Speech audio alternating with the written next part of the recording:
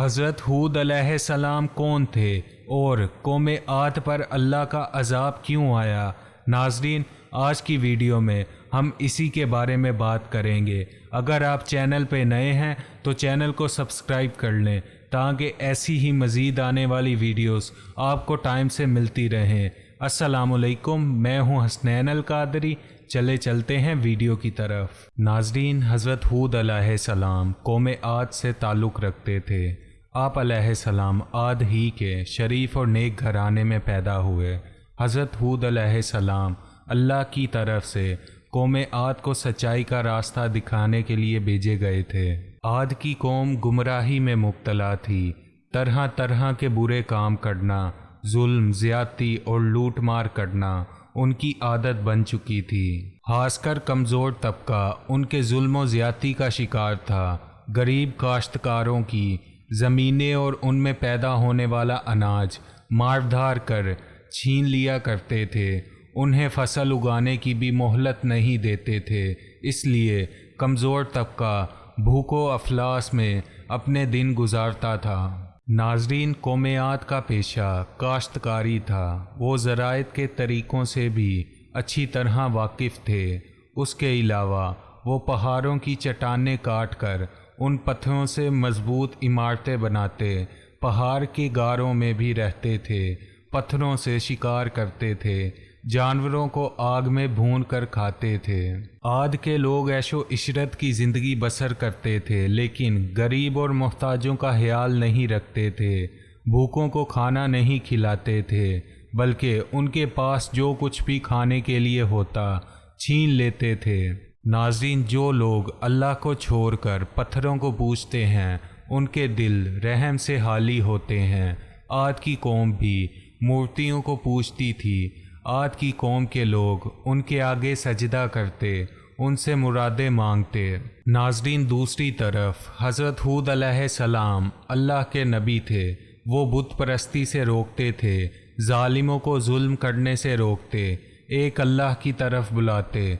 आप अलैहिस्सलाम अपनी कौम से कहते, ए कौम, अल्लाह की इबादत करो, उसके सिवा कोई भी इबादत के लायक नहीं। वही एक ज़ात है जिसकी इबादत करनी चाहिए, जिसने ज़मीनों आसमान बनाए हैं। ए कौम, तुम्हें क्या हो गया है कि अल्लाह को छोड़कर बुतों को पूज रहे हो? इन बुतों की पूजा से तुम्हें कुछ हासिल नहीं होगा। ये तुम्हारी सरासर जहालत और गुमराही है। बेहतर यही है तुम उन बुतों से मुंह मोड़ लो जिन्हें तुमने अपने हाथों से बनाया है। नाज़रीन, हज़रत हूद अलैहिस्सलाम ने अपनी कौम को नसीहत करते हुए कहा, अल्लाह ताला ने तुम्हें और सारी कायनात को पैदा किया, ज़मीन में रिज़्क़ का सामान पैदा किया। तुम खेती बाड़ी करते हो, तुम ज़मीन से ज़्यादा अनाज हासिल करते हो। इसके बावजूद तुम दूसरों का अनाज छीनते हो। बल्कि तुम्हें तो चाहिए था कि अपने अनाज में से मोहताजों और गरीबों का हिस्सा निकालते, भूखों को खाना खिलाते ताकि वो भी तुम्हारी तरह ज़िंदा रह सकें। लेकिन तुम ऐसा नहीं करते। जो कुछ अल्लाह ने तुम्हें दिया है उसका शुक्र बजा लाओ। उसका तरीक़ा ये है कि जिनके पास अनाज नहीं है तुम उन्हें खाने पीने का सामान दो। अगर तुम ऐसा नहीं करते तो तुम्हारी ये बदबख्ती की अलामत है। नाज़रीन, हज़रत हूद अलैहिस्सलाम की नसीहतें सुनकर लोग जवाब देते, हमसे क्या चाहते हो? हम जो कुछ करते हैं हमारी अपनी मर्ज़ी है। हम अपनी मेहनत से अनाज पैदा करते हैं। हम किसी भूखे को क्यों खिलाएं? हमारे पास जितना अनाज होगा हम उतने ताकतवर कहलाएंगे। हम वही करते हैं जो हमारे बाप दादा किया करते थे। फिर हज़रत हूद अलैहिस्सलाम कहते कि मुझे अल्लाह ने नबी बना कर भेजा है ताकि तुमको अच्छी बातें बताऊं और बुरी बातों से आगाह करूं और बुरे कामों को रोकूं। अगर तुम सही और सीधे रास्ते पर नहीं चलोगे तो अल्लाह के अज़ाब से नहीं बच सकते। नाज़रीन, हज़रत हूद अलैहिस्सलाम बार बार अपनी कौम को नसीहत करते रहे। एक मर्तबा फिर आपने उन्हीं बातों को दोहराया, ए कौम, मेरी बात मान लो, मैं तुम्हारा भला चाहता हूँ। जो कुछ मैं कहता हूँ उसी में तुम्हारी भलाई है। حضرت ہود علیہ السلام نرمی سے سمجھاتے کہ کسی کمزور پر ظلم نہ کرو، کسی کا رزق تنگ نہ کرو، انہیں پیار سے سمجھاتے کہ اے قوم، میں تمہارا بھائی ہوں اور دوست ہوں، میں تم سے کچھ نہیں مانگتا، میں جو کچھ کرتا ہوں اس کا صلہ مجھے اللہ دے گا۔ اور پھر حضرت ہود علیہ السلام اپنی قوم کا شک و شبہ دور کرتے ہوئے کہتے کہ کیا تم یہ سمجھ رہے ہو اگر تم مجھ پر ایمان لاؤ گے تو تمہاری کھیتی باڑی برباد ہو جائے گی اور تمہارے عیش و عشرت میں حلل پڑے گا۔ ایسا کبھی نہ سوچو، اگر تم بتوں کی پوجا چھوڑ دو اور مجھ پر ایمان لاؤ تو اللہ تعالیٰ تمہارے مال اور اولاد میں برکت دے گا، تمہیں قوت عطا کرے گا۔ ناظرین، پھر حضرت ہود علیہ السلام نے پچھلے زمانے کی باتیں یاد دلاتے ہوئے کہا، اے قوم، کیا اللہ نے گمراہوں کو ہدایت دینے کے لیے حضرت نوح علیہ السلام کو نبی بنا کر نہیں بھیجا تھا؟ اس قوم نے اللہ کی باتوں کا انکار کیا تو کس طرح اللہ کے عذاب نے انہیں پکڑا تھا، پھر تم میرے نبی ہونے کا کیوں انکار کرتے ہو؟ پھر آپ علیہ السلام نے بتوں کے بارے میں فرمایا، یہ بت جسے تم اپنا معبود سمجھتے ہو، یہ نہ کسی کے ساتھ بھلائی کر سکتے ہیں، نہ یہ تمہیں نقصان پہنچا سکتے، بلکہ تم خود اپنا نقصان کر رہے ہو۔ پھر آپ علیہ السلام نے انہیں آگاہ کرتے ہوئے کہا، اے قوم، تمہارے جھوٹے معبودوں پر نہ میں ایمان لاؤں گا نہ ان سے ڈروں گا، میرا بھروسہ اللہ پر ہے جو تمہارا اور ہمارا پروردگار ہے۔ قوم عاد کے لوگ برابر نصیحتیں سنتے لیکن کوئی توجہ نہیں دیتے، ایک کان سے سنتے اور دوسرے کان سے اڑا دیتے۔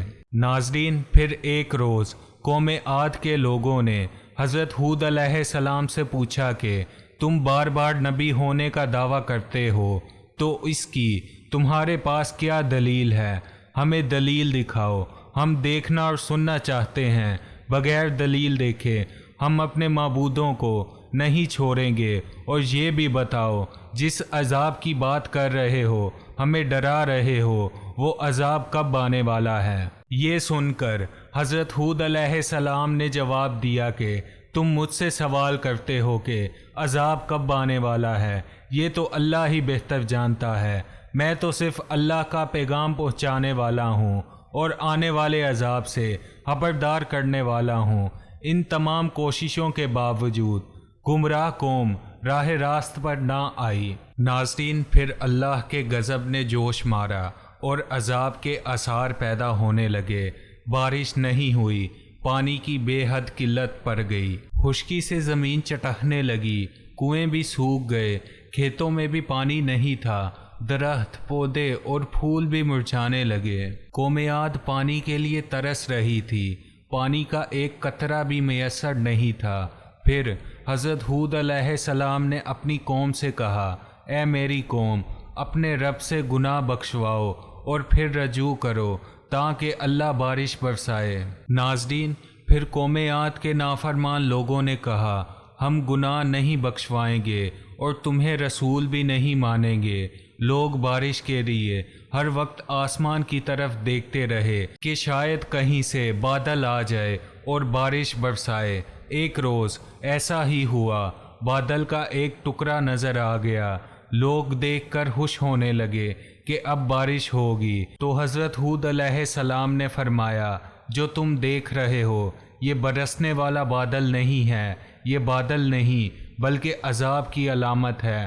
جس عذاب کی میں خبر دیتا تھا اس کا وقت آ پہنچا ہے، جو کچھ مجھے کہنا تھا وہ کہہ چکا ہوں۔ ناظرین، جو لوگ حضرت ہود علیہ السلام پر ایمان لا چکے تھے ان کے بارے میں حضرت ہود علیہ السلام سے اللہ نے فرمایا کہ جو لوگ ایمان لائے ہیں ان کو اپنے ساتھ لے کر کسی محفوظ مقام کی طرف چلے جاؤ۔ چنانچہ حضرت ہود علیہ السلام ایمان والوں کو ساتھ لے کر نکل گئے۔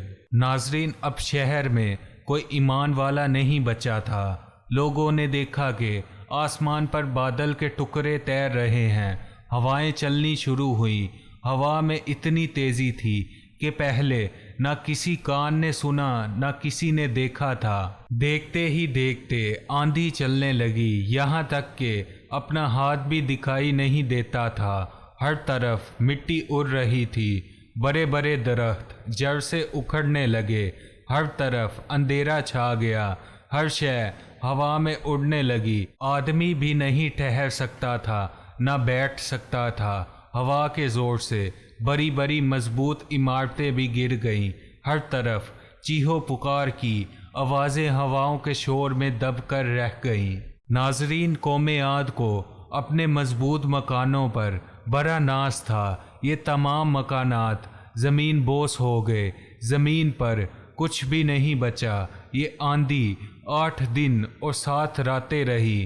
جب آندھی تھی تو لاشوں کا پتہ بھی نہیں تھا۔ ناظرین، عاد کی قوم نے غرور و تکبر کیا، ایک اللہ کو چھوڑ کر بتوں کو ماننے لگے، انہی سے مرادیں مانگا کرتے تھے، نبی کی باتوں کا انکار کیا۔ جب عذاب کے دن قریب آنے لگے تو اللہ نے نیک لوگوں کو بچا لیا اور گمراہوں کو عبرتناک سزا ملی۔ ناظرین، عاد کی قوم کا اب صرف کتابوں میں ہی ذکر پایا جاتا ہے۔ تباہ شدہ شہر کے کھنڈرات آج بھی درس عبرت دینے کے لیے زمین پر دیکھے جا سکتے ہیں۔ ناظرین، حضرت ہود علیہ السلام کا مزار مسکا سے 90 میل شمال کی جانب ہے۔ اس کے چاروں طرف کھنڈرات اور کتبے کثرت سے بکھرے پڑے ہیں، اور لوگ ہر سال رجب کے مہینے میں حضرت ہود علیہ السلام کے مزار کی زیارت کرنے آتے ہیں۔ ناظرین، اس واقعے سے ہمیں یہ سیکھنے کو ملتا ہے، اگر اللہ نے ہمیں اس قابل بنایا ہے تو ہمیں چاہیے کہ دوسروں کی مدد کریں، اور ہمیں چاہیے کہ اپنے ارد گرد نظر رکھیں، کوئی بھی ہمیں ضرورت مند دکھے تو اس کی ضرور مدد کریں۔ اللہ پاک ہم سب کو اپنے حفظ و مان میں رکھے۔ آج کی ویڈیو کے لیے اتنا ہی، انشاءاللہ ملیں گی نیکسٹ ویڈیو میں، تب تک کے لیے اللہ حافظ۔